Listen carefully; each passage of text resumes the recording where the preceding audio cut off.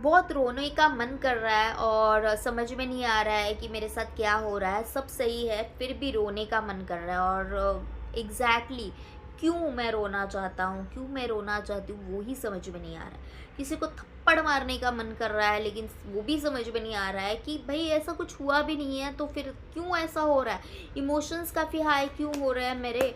तो आपके साथ अगर ऐसा हो रहा है तो ये रीडिंग आपके लिए है। देखते हैं कि आपके लिए मैसेज क्या है। कांटे लगे हैं बहुत ज़्यादा, टूट चुके हो। 10 ऑफ कप्स, प्यार में किसी ने धोखा खाया है।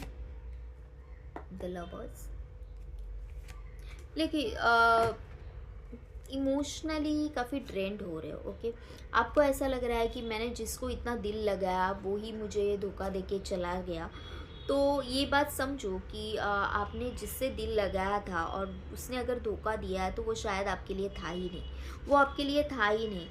आपका अभी प्रॉब्लम क्या हो रहा है कि आप पास्ट पास्ट के कुछ इश्यूज़ में वैसे ही अटके हुए हो।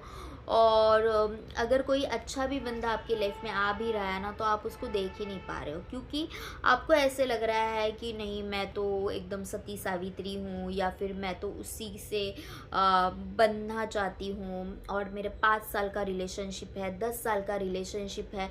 देखो, रिलेशनशिप कितने साल का है ना वो मैटर नहीं करता, उस रिश्ते में खुशियाँ कितनी है वो मैटर करती है। अगर आप उस रिश्ते में खुशी नहीं हो तो 5 साल का हो, 10 साल का हो, क्या ही फ़र्क पड़ता है।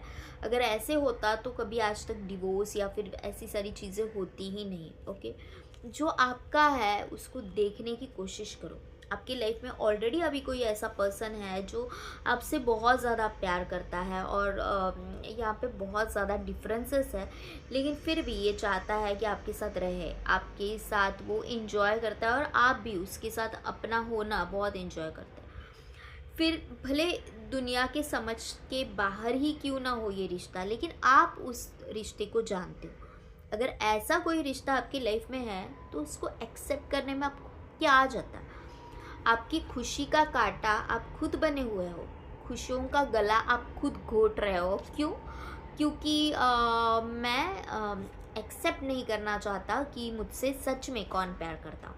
मैं उसी रिश्ते को पकड़ के बैठी हूँ या फिर पकड़ के बैठा हूँ जो सिर्फ और सिर्फ जस्ट बिकॉज ऑफ सोसाइटी है, और उसमें कोई कोई दो तरफा प्यार रहा ही नहीं है। तो उस रिश्ते से बंधे हुए हो और सच्चे रिश्ते से आप दूर भाग रहे हो। जब आप इस रिश्ते को देखोगे, सच को देखोगे, तब आप एक्सेप्ट कर